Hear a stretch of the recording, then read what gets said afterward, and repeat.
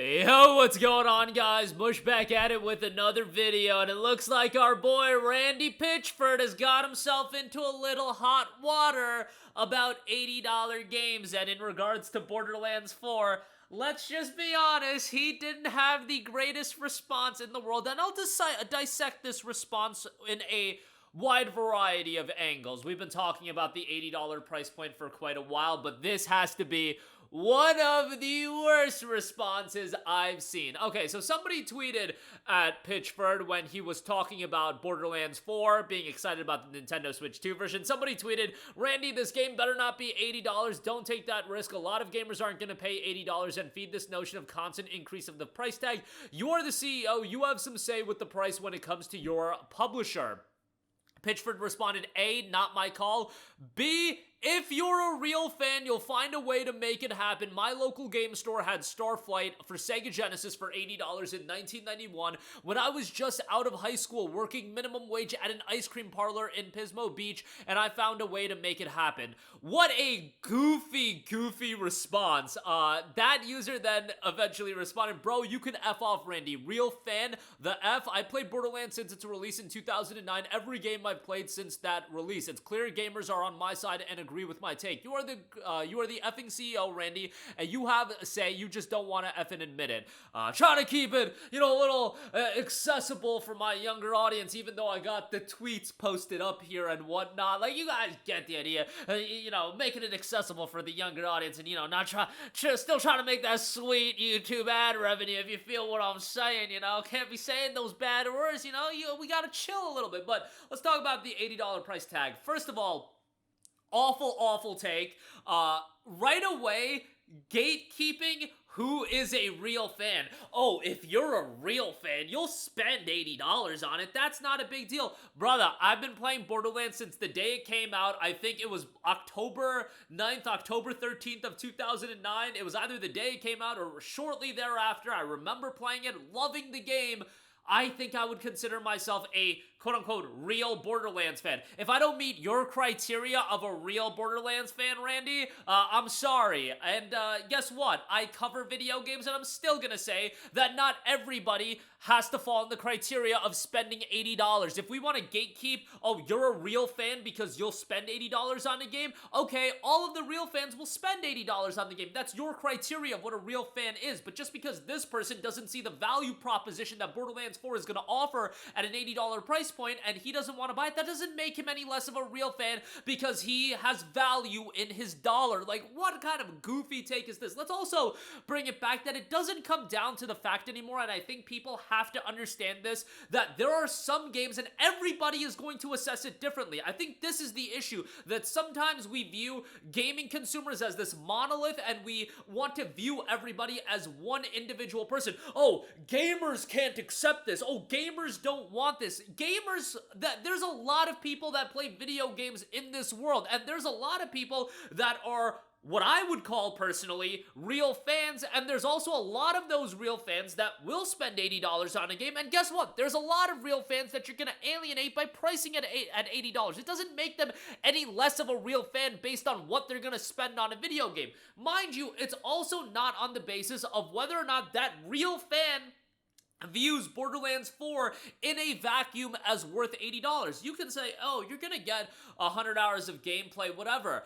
Why that you're gonna get 100 hours of gameplay, shut up and eat it, spend your $80? That rhetoric doesn't work as much anymore because guess what? There's games on Steam that you can spend $5 to $10 on and get 100 hours on. This idea of just quantifying a game's value based on its hours of gameplay that it's going to offer, sure, that's a metric and a value that's important to some people. It is not the be-all, end-all metric because guess what? I see a game like Mafia: The Old Country coming out, and I'm not saying Mafia: The Old Country is going to do very well or better than Borderlands 4, I should say, based on its price point, and I don't even know what Borderlands 4 is going to be priced at, but Mafia the Old Country is a game that at the end of the day is going to be 10 to 15 hours long, but on the basis that it's $50, there's a lot of people gravitating towards that game, even though proportionally it might offer them less content than Borderlands 4 if you're talking about dollar per hour that you're getting, but just on the basis that it's $50 and it's going to be a quality experience and it's lesser than a lot of the other games, they find that a value proposition that's worthwhile. Some people are going to find that a value proposition worthwhile, some people are not.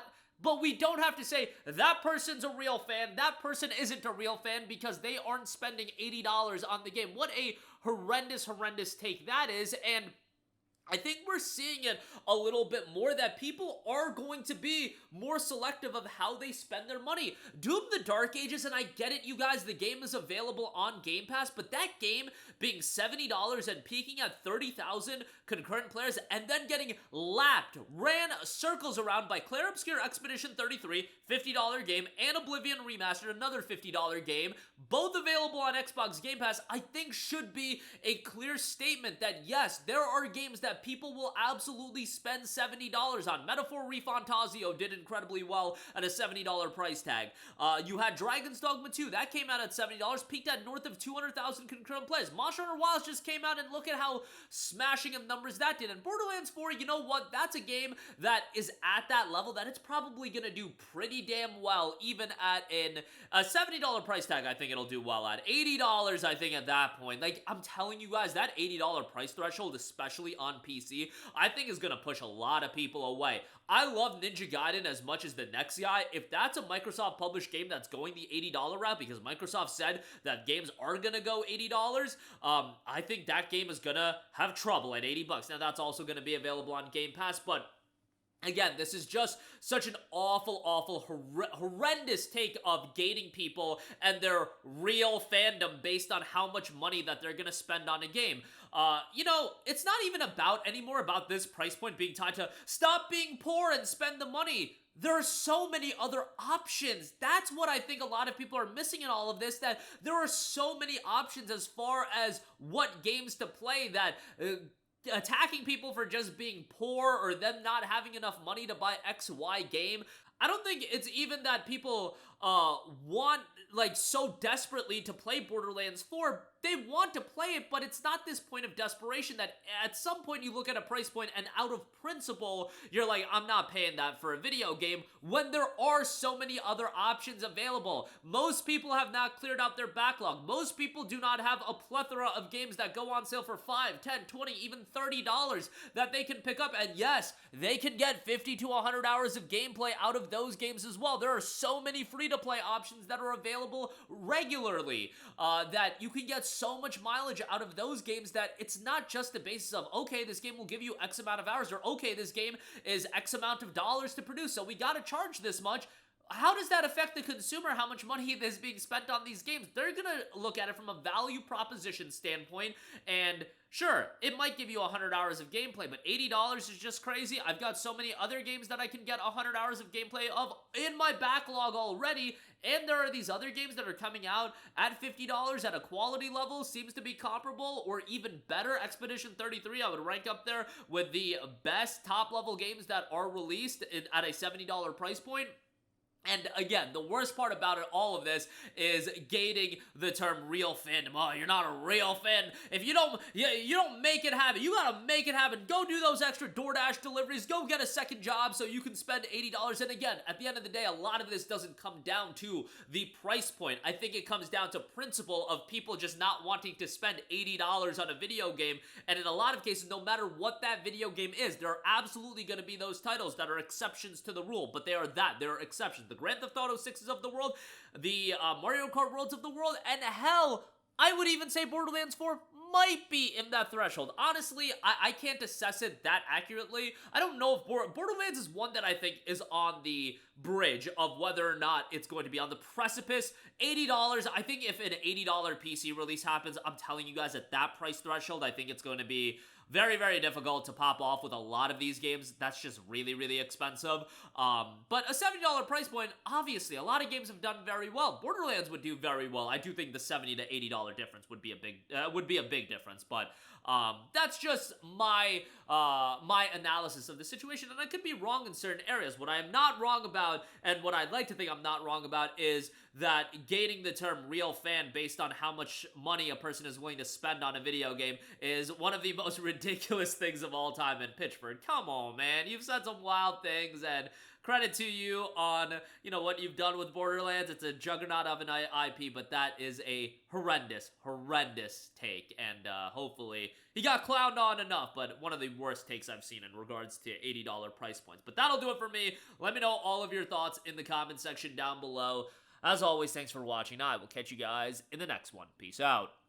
Hey, what's going on, guys? Mush here again. Hope you enjoyed the video. As you guys might know, YouTube's notification system is sometimes a little bit wonky, even if you're subscribed to the channel. Maybe you're not abundantly aware that I uploaded a video. To remedy that situation, make sure you hit the bell notification button. This way, whenever I upload a new video, and I try to upload as consistently as possible, you will be notified directly of the upload, and you can watch it as soon as it goes live. I would really appreciate if you guys hit that button so you can stay up to date with all of the content I'm posting. But as always, guys, thanks for watching, and I'll catch you guys in the next one. Peace out.